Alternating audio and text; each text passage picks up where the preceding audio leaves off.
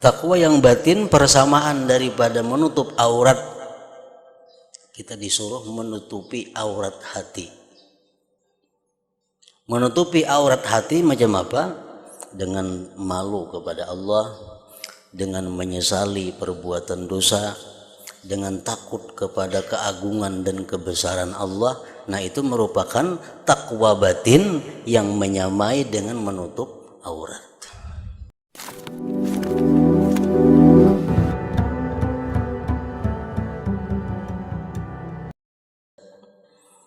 Hubbud dunya ra'su kulli khati'ah.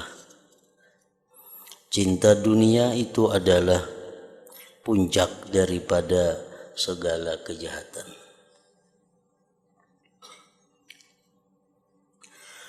Namun demikian, dunia juga adalah ladang untuk akhirat. Namun demikian, dunia juga adalah ladang untuk akhirat. Maka siapa yang mengambil dunia sekedar yang ia perlukan, yaitu sekedar yang digunakannya untuk sampai ke negeri akhirat, maka dunia yang seperti ini adalah ladang akhirat. Dunia yang digunakannya untuk kepentingan-kepentingan ibadah, dunia yang digunakannya untuk mendekatkan diri kepada Allah, nah maka dunia itu adalah bukan lagi sesuatu yang tercela, tetapi merupakan sawah atau ladang akhirat. Tetapi siapa yang mengambil dunia hanya semata-mata untuk mencari kesedapan dan kebahagiaan, maka dunia itu pasti akan membinasakannya. Dunia hanya diambilnya, dunia hanya dipakainya untuk bersenang-senang, dunia hanya dipakainya untuk bersedap-sedap, dunia hanya dipakainya untuk bermewah-mewah. Nah, itulah dunia yang mencelakakan seseorang.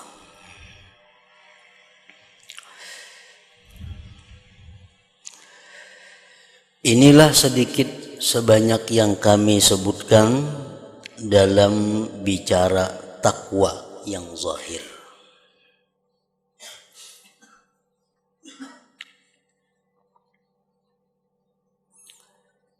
Seperti memelihara anggota-anggota tubuh daripada yang diharamkan Allah.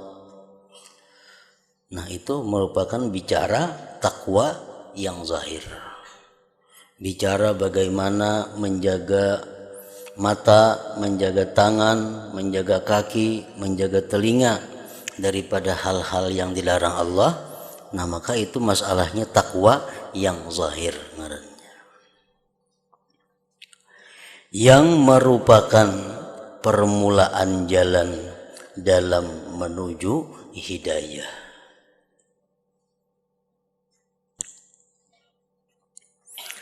Apabila engkau mencoba akan dia dan engkau dapati nafsumu dapat mengikutinya, kita sudah membaca bagaimana dosa-dosa yang ada di telinga. Kalau kita dapat menjauhinya, kita sudah mengetahui dosa-dosa yang diakibatkan oleh mata, lalu kita bisa menjauhinya. Nah, sudah bisa, maka teruskanlah dengan membaca kitab Ihya Ulumuddin, supaya engkau sampai kepada bicara takwa yang batin. Seperti kita melaksanakan sembahyang, melaksanakan sembahyang dengan melakukan segala syarat dan rukunnya, itu merupakan takwa yang zahir. Kita disuruh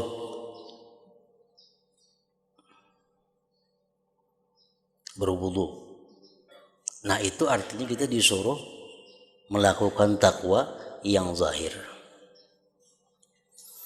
Tetapi hendaknya bukan hanya kita disuruh melakukan takwa yang zahir dengan berwudu itu, tetapi juga kita hendaknya disuruh melakukan takwa yang batin, yaitu tobat daripada segalian dosa-dosa yang ada di dalam diri kita.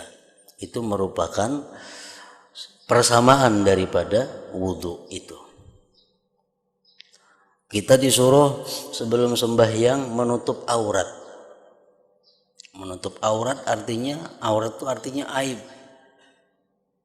Kada pantas orang menghadap Allah dengan membuka aibnya. Lalu disuruh tutup aurat. Aurat laki-laki mulai sini sampai sini, aurat bini-bini sini sampai sini. Nah, itu merupakan takwa yang zahir ngarannya. Nah, kalau sudah kita melaksanakan takwa yang zahir, kita dituntut pula untuk melakukan takwa yang batin. Takwa yang batin persamaan daripada menutup aurat. Kita disuruh menutupi aurat hati. Menutupi aurat hati macam apa? Dengan malu kepada Allah, dengan menyesali perbuatan dosa, dengan takut kepada keagungan dan kebesaran Allah. Nah, itu merupakan takwa batin yang menyamai dengan menutup aurat. Kita disuruh sebelum sembahyang menghadap kiblat. Menghadap kiblat artinya di mana dada kita diwajibkan menghadap kiblat. Nah, itu takwa yang zahir. Sebagaimana kita kada sah menghadap yang lain daripada kiblat waktu sembahyang, maka takwa yang batin persamaannya itu adalah bahwa di dalam sembahyang hati kita selalu menghadap kiblat. Kiblatnya hati adalah sahibul bait, orang yang punya baitullah. Kalau zahir kita disuruh menghadap baitullah, maka batin kita disuruh menghadap yang punya baitullah. Nah, jadi setiap gerakan-gerakan takwa yang zahir itu pasti ada di dalamnya takwa yang batin.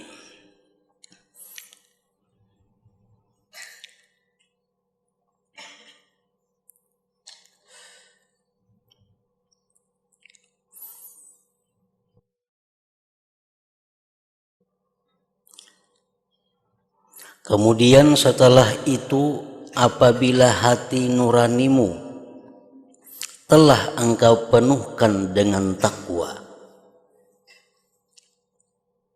sudah penuh hati dengan takwa. Jadi bukan hanya zahir yang berpakaian dengan takwa, tetapi hati kita pun sudah kita isi dengan takwa yang batin tadi. Maka ketika itulah akan terbuka hijab, akan terbuka dinding antaramu dan antara Tuhanmu.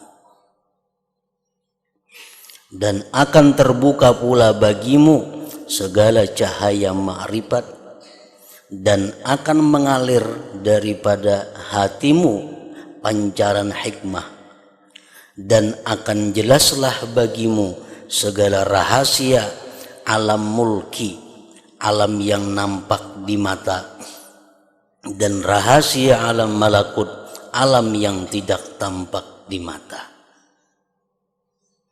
Kalau sudah takwa zahir kita jalankan, diiringi dengan takwa yang batin.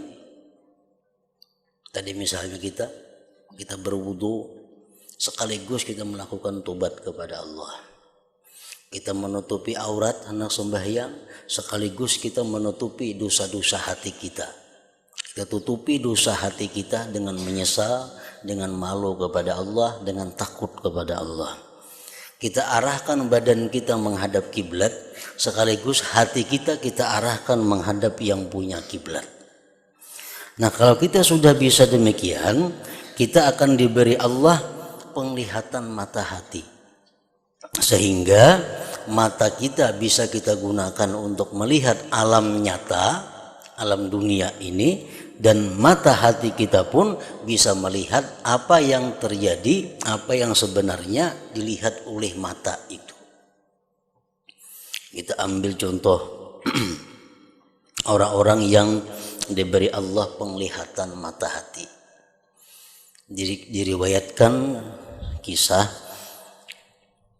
yang sudah kita ketahui bersama tentang Imam Ghazali. Imam Ghazali ini seorang ulama besar, boleh dikatakan Sayyidul Musannifin. Beliau sangat banyak mengarang kitab dari berbagai macam disiplin ilmu. Nah, ading Sidin bernama Ahmad Al-Ghazali. Ading Sidin bernama Ahmad Al-Ghazali. Imam Ghazali, beliau seorang ulama besar dan sekaligus jadi imam di Masjid Jami. Tiap waktu Sidin jadi imam, ading Sidin Ahmad Ghazali itu kadang mau mengikut waktu itu lawan Imam Ghazali. Kadang mau mengikut waktu itu. Imam Ghazali mengetahui hal demikian, melapor kepada mamanya. Itu mah pada hipang ading tuh nah, supaya sembahyang mengikut ulun. Kayaknya munnya kada mengikut ulun supan, dikira nang apakah kena ada kelakuan ulun yang kurang baik, ada akhlak yang kurang baik sampai ading tuh kada mengikut ulun sembahyang. Nah, kemudian disuruh mamanya adingnya tadi mengikut Imam Ghazali sembahyang berjamaah di Masjid Jami itu. Begitu sampai di masjid, Imam Ghazali jadi imam, Ahmad Ghazali tetap kada kawa umpat mengikut Ghazali. Tetap sembahyang sorangan. Nah, kemudian ditakunu Imam Ghazali, kenapa ikam kada umpat aku sembahyang berjamaah, kada umpat mengikut aku. Ujar Imam Ghazali, ujar Ahmad Al-Ghazali, kayak apa ulun hendak umpat mengikut pian, sedangkan ulun melihat pian itu berdarah-darah. Betul najis artinya kan, darah najis. Sedangkan engkau, sedangkan pian berdarah-darah, awak kayak mana mau ikut. Nah, barulah Imam Ghazali sadar bahwa waktu sembahyang itu Imam Ghazali keingatan mengarang kitab tentang masalah mutahayyirah, tentang perempuan yang haidnya kada teratur. Kan haid darah kalau. Nah, jadi waktu sembahyang itu Imam Ghazali keingatan masalah haid, masalah darah. Nang ading melihat bahwa Imam Ghazali itu awaknya berlumuran dengan darah. Lalu kada kau mengikut. Nah, ini contoh bahwa Ahmad Ghazali ini mempunyai pandangan tentang mata hati beliau, melihat hakikat segala sesuatu. Jadi sebenarnya bentuk manusia ini adalah hakikatnya apa yang ada di dalam hatinya.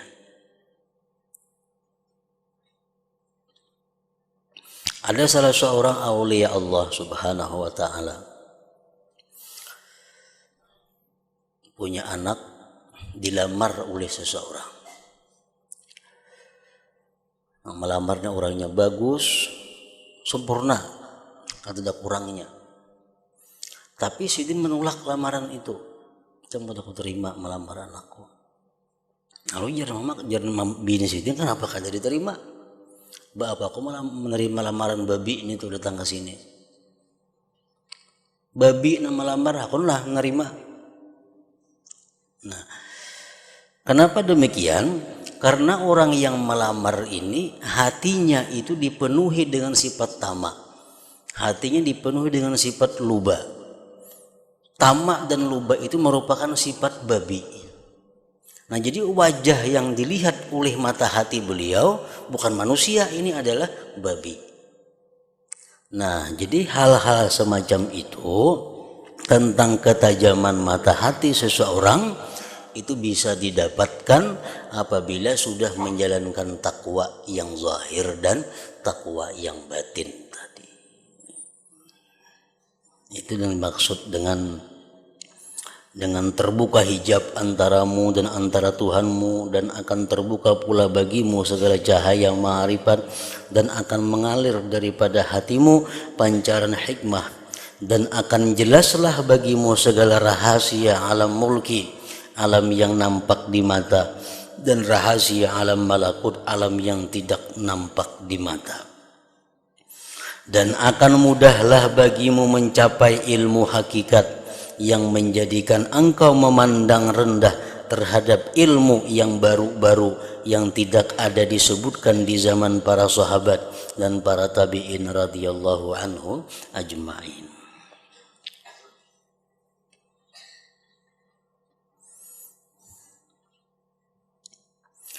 Dan jika engkau hanya menuntut ilmu kil dan kal, artinya ilmu perdebatan. Kita menuntut ilmu hanya untuk dijadikan bahan pandiran, kita menuntut ilmu hanya dijadikan bahan untuk pembicaraan. Dan ilmu perbelahan dan khilafiyah, artinya ilmu masail khilafiyah, kita memperdalam ilmu tentang khilafiyah.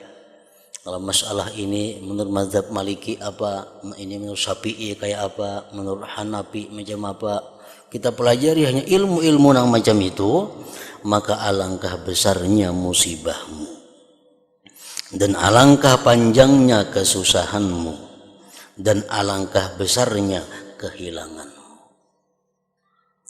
Ketika itu buatlah apa saja yang engkau kehendaki, karena dunia yang engkau tuntut dengan menggunakan agama sudah tidak selamat lagi bagimu, manakala akhiratmu pula pasti akan hilang daripadamu. Maka siapa yang mencari dunia dengan menggunakan agama,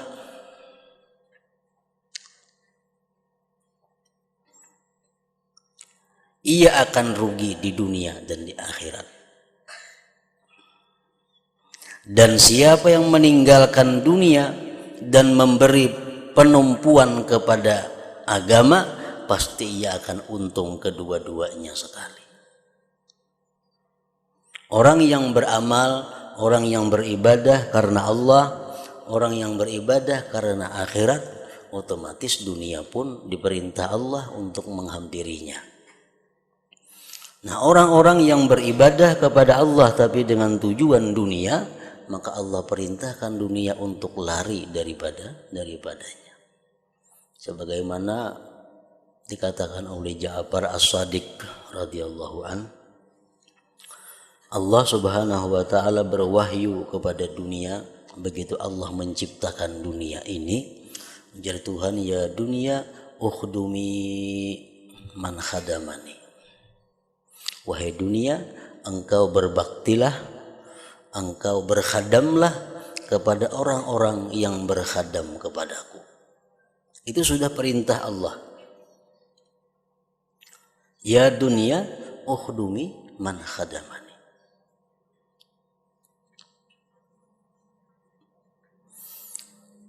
Wahai dunia, engkau berkhadamlah, berbaktilah, mendekatlah kepada orang-orang yang berkhadam kepadaku. Jadi artinya orang-orang yang menuntut ilmunya karena Allah, orang-orang yang beribadah karena Allah, itu dunia kada perlu dikhawatirkan. Allah sudah memerintahkan kepada dunia, dan dunia pasti taat kepada Allah, bahwa untuk selalu dekat menghampiri orang-orang yang sungguh-sungguh beribadah karena Allah tadi. Wala takhdumi man khadamaki, hai dunia, jangan engkau berkhadam kepada orang yang berkhadam kepada engkau. Nah, orang-orang yang tujuannya kepada dunia, orang-orang yang berkhadam kepada dunia, Allah perintahkan dunia untuk lari daripadanya. Arti lari itu jauh, lalu mengejar dunia.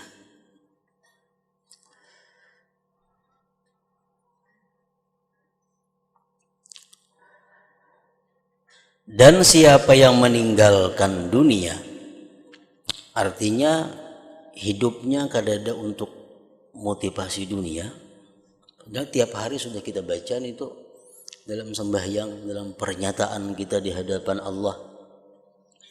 Inna salati wa nusuki wa mahyaya wa mamati lillahi rabbil alamin. Itu pernyataan kita setiap hari. Berbuat inna lagi, inna salati, sesungguhnya sembahyangku, wa nusuki, dan ibadah-ibadahku,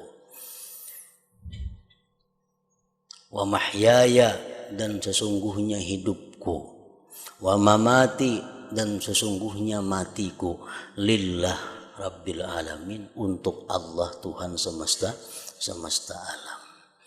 Nah, jadi artinya bila mana kita hidup sebagaimana apa yang kita ucapkan setiap hari itu karena Allah, nah maka yang lain daripada Allah diperintahkan untuk membantu kita, untuk berkhadam kepada kita. Maka inilah kata-kata pertunjuk untuk engkau memulakan perjalananmu pada bermuamalah dengan Allah Ta'ala, dan menunaikan segala suruhannya dan menjauhkan segala larangannya. Dan sekarang aku akan sebutkan kepadamu beberapa pertunjuk pula yang dapat engkau jadikan panduan dalam hidupmu di dunia ini bersama dengan Tuhanmu dan bersama dengan segala hamba-hamba Allah Ta'ala.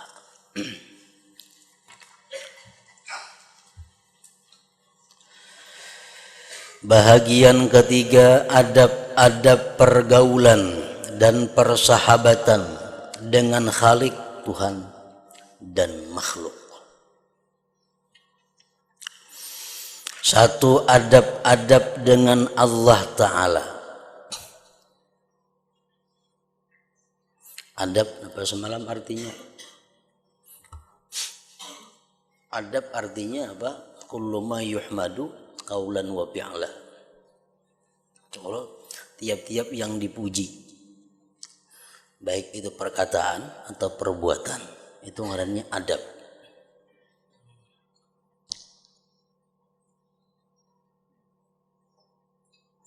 Adab merupakan binting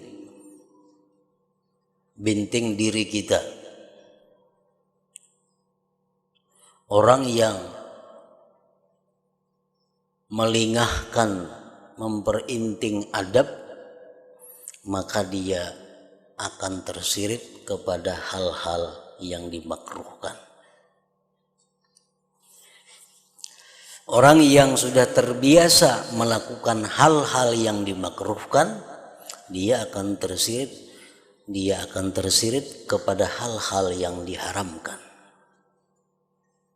Orang yang sudah terbiasa melakukan hal-hal yang diharamkan, dia akan tersirit nantinya kepada hal-hal yang mengakibatkan dia kafir, ingkar kepada Allah Subhanahu wa Ta'ala. Nah, jadi adab ini adalah binting yang pertama. Adab lebih daripada sekedar sunat. Lebih.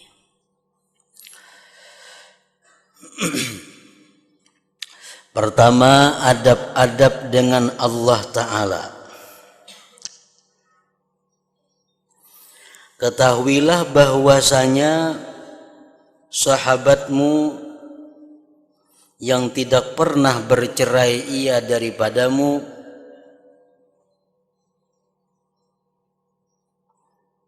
sama ada engkau berada di kampung maupun musafir, di waktu tidur atau jaga, bahkan di waktu hidup dan matimu, ialah Tuhanmu. Itu sahabat, artinya orang yang selalu menyertai kita. Sahabat itu apa asal katanya? Sahibah. Kalau sahibah apa artinya? Beserta.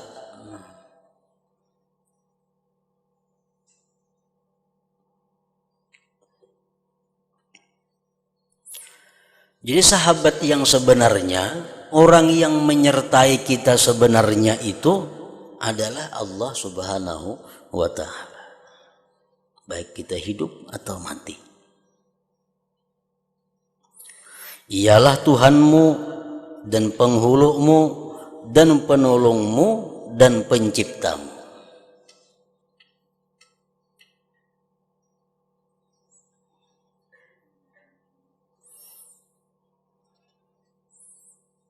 Ada dua perkara yang kita kada terlepas daripada dua perkara itu dari Allah Subhanahu wa ta'ala. Pertama, kita diberi Allah ni'matul ijad. Yang kedua, kita diberi Allah ni'matul imdad. Nah, itu sampai kita kada ada batasnya. Pertama, kita menerima nikmat dari Allah, nikmat diadakan. Dulunya kita kada ada, sekarang kita ada. Nah, kita menerima nikmatul ijad, ngarannya nikmat diadakan. Dan Allah Subhanahu wa ta'ala kada hanya itu memberikan kita nikmat, begitu diadakan Tuhan lepas, kada. Disambung Tuhan dengan nikmatul imdad, nikmat bantuan. Nah, setiap detik daripada hidup kita kada akan bisa lepas daripada imdad, bantuan atau pertolongan Allah Subhanahu wa ta'ala.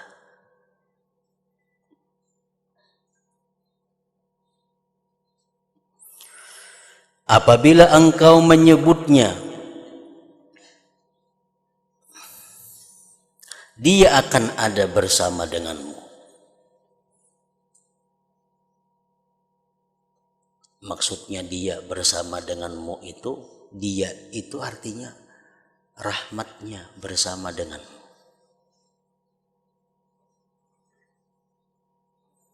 Bila kita sebut Tuhan, bila kita sebut Allah, maka rahmat Allah itu bersama kita.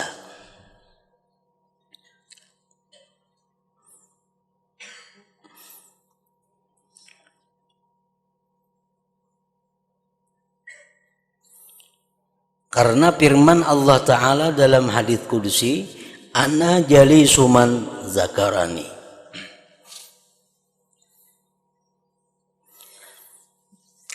Artinya aku sekedudukan bersama siapa yang mengingatku. Allah tuh semajlis, sekedudukan bersama-sama dengan orang yang mengingatnya.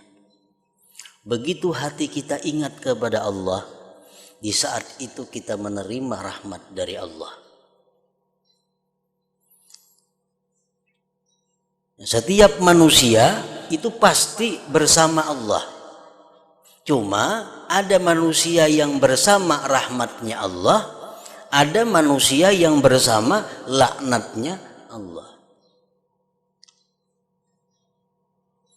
Innallaha ma'as sabirin. Allah beserta orang-orang yang sabar. Berarti orang kada sabar itu kada bersama Allah lah. Kada. Orang kada sabar pun beserta Allah juga. Orang sabar beserta Allah juga. Cuma bedanya orang yang sabar itu beserta rahmat Allah. Orang yang kada sabar itu bersama laknatnya Allah. Jadi semuaan manusia, semuaan makhluk kada bisa lepas daripada Allah. Kada bisa lepas daripada Allah, kada bisa lepas daripada penglihatannya, pendengarannya, pengetahuannya dan sebagainya. Nah, cuma untuk orang-orang yang ingat kepada Allah, di saat itu Allah menyertai kita dengan rahmatnya. Ana jalisu man zakarani, artinya aku sekedudukan bersama siapa yang mengingatku.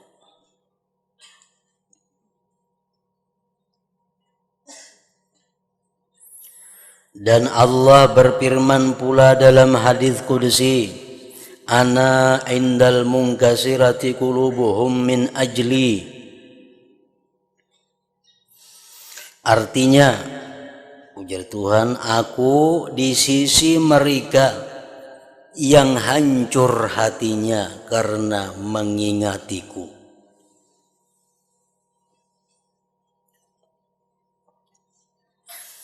kita mengingat Allah, kita ingat pemberiannya, kita ingat nikmatnya yang kada terputus, kita ingat pemeliharaan Allah kepada kita, kita ingat semua kebaikan Allah pada kita.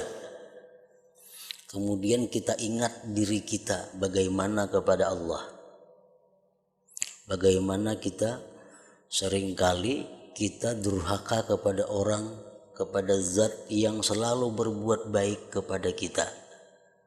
Seringkali kita melanggar perintah orang yang menciptakan dan selalu membantu kita.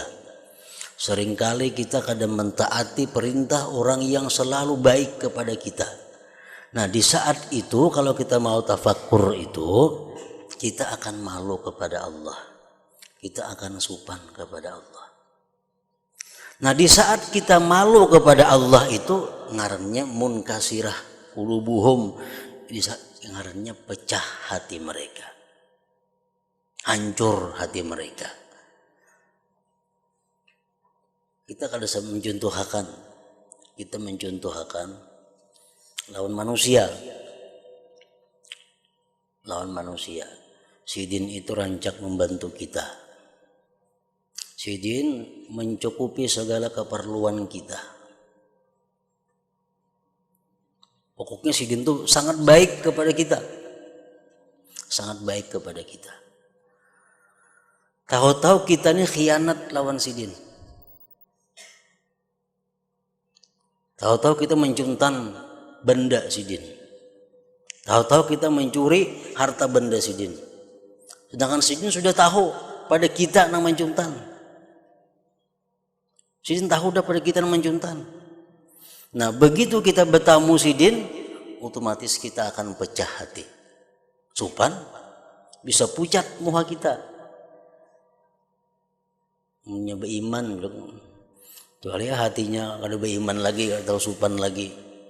Orang-orang yang normal, orang-orang yang masih punya mata hati pasti sopan. Mengkau beliung bertemuan Sidin itu. Kenapa? Karena kita kada tahan menyandang malunya hati kita. Selama ini mulai kekanakan sampai dewasa Sidin memberi makanan kita, menyediakan tempat lawan kita, semuaan dicukupi Sidin. Sekali kita masih aja khianat lawan Sidin, dan Sidin tahu pada kita khianat. Nah, jelas sudah kita kalau bertemuan beliung nyamun kawan itu kasupanan lawan Sidin tuh. Nah, itu ngarannya munkasirah, pecah ngarannya, maksudnya itu hatinya. Nah, kayak itu juga lawan Allah Subhanahu wa taala. Kalau kita mau berpikir bahwa kita menerima nikmat setiap detik kada terhitung. Kita seringkali maksiat, seringkali melanggar perintahnya. Nah, kalau kita ingat itu, lalu kita timbul sopan dalam hati kita. Nah, ketika kita malu itulah Allah bersama kita. Rahmatnya mencurah kepada kita artinya. Nah, aku di sisi mereka yang hancur hatinya karena mengingatiku.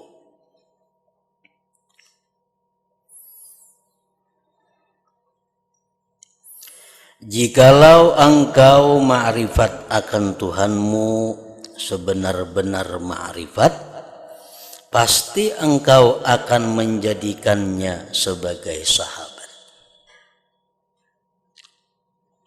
Dan engkau meninggalkan yang lain daripadanya.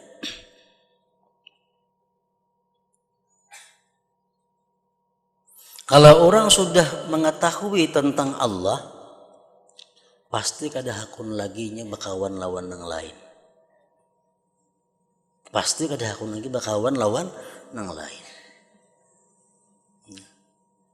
Kenapa?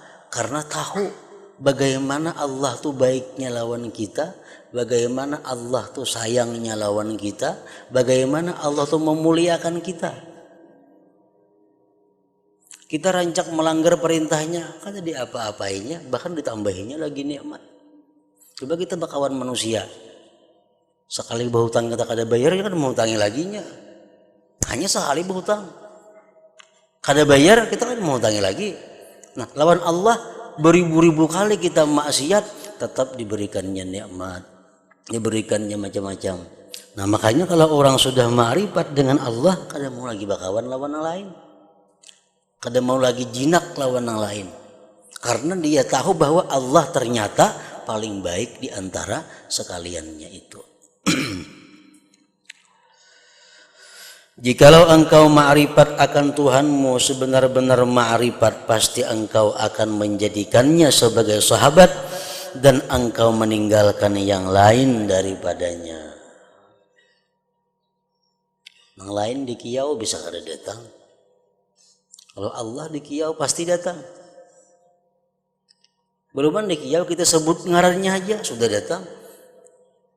Namun yang lain makin kita dalam keadaan susah, makin dalam keadaan sakit, berpuluh kali mengiau bisa pura-pura kada mendengarnya.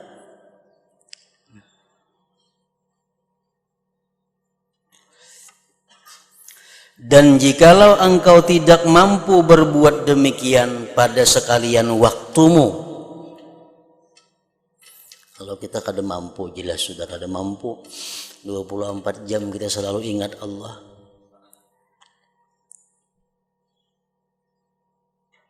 maka janganlah kosong siang dan malammu daripada waktu yang telah engkau tentukan untuk bersunyi diri dengannya. Kita ulah waktu kita berduaan dengan Allah. Siang kita ulah waktu sedikit, malam kita ulah ada waktu. Nang di waktu itu kita kada kawa diganggu orang, siapapun kada kawa mengganggu kita, karena kita sedang berduaan, sedang berhubungan, sedang bermunajat, sedang menyampaikan sesuatu kepada sahabat yang paling setia lawan kita, Allah Subhanahu wa ta'ala. Jadi kalau kada kawa setiap saat ujar sidin, jadiakan waktu, sediakan waktu, siang kah atau malam kah, mana ada waktu kosong, kita sediakan waktu kita. Waktu itu khusus untuk Allah Subhanahu wa ta'ala.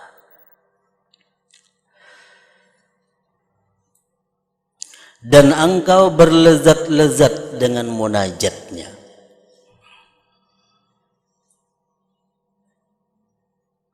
Dan engkau berlezat-lezat dengan munajatnya. Kita berzikir supaya nyaman kayak apa? Kita membaca Quran supaya nyaman kayak apa? Nyaman berzikir, nyaman membaca Quran, itu tergantung iman seseorang. Tergantung iman seseorang. Orang tipis iman, membaca Quran lapah, kada mau nyamannya. Zikir kada mau nyaman. Kenapa? Karena imannya tipis. Imannya tipis. Kalau keimanannya kuat, maka zikir, baca Quran, baca salawat itu akan ada merasakan sesuatu kelezatan, sesuatu kenikmatan.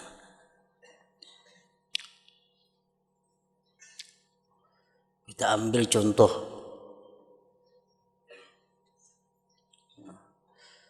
ikan guring,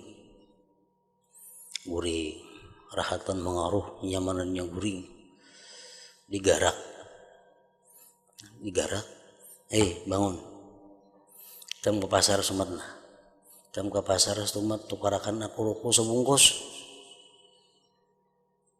Kini bila ikam datang, ikam ku beri duit 10 juta. Meluncat bebangun toh, meluncat bebangun. Kenapa? Karenanya beriman benar lawan duitnya.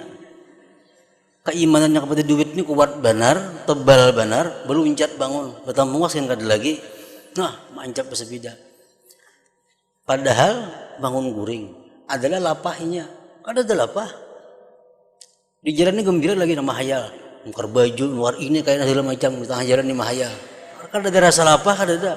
Duit 10 juta di hadapan mata. Nah itu orang-orang yang kuat keimanannya lawan duit. Orang yang kuat imannya dengan Allah, Allah sudah mengatakan, satu kali zikir yang kamu ucapkan, Satu ayat yang engkau ucapkan, aku bangunkan satu gedung di dalam surga.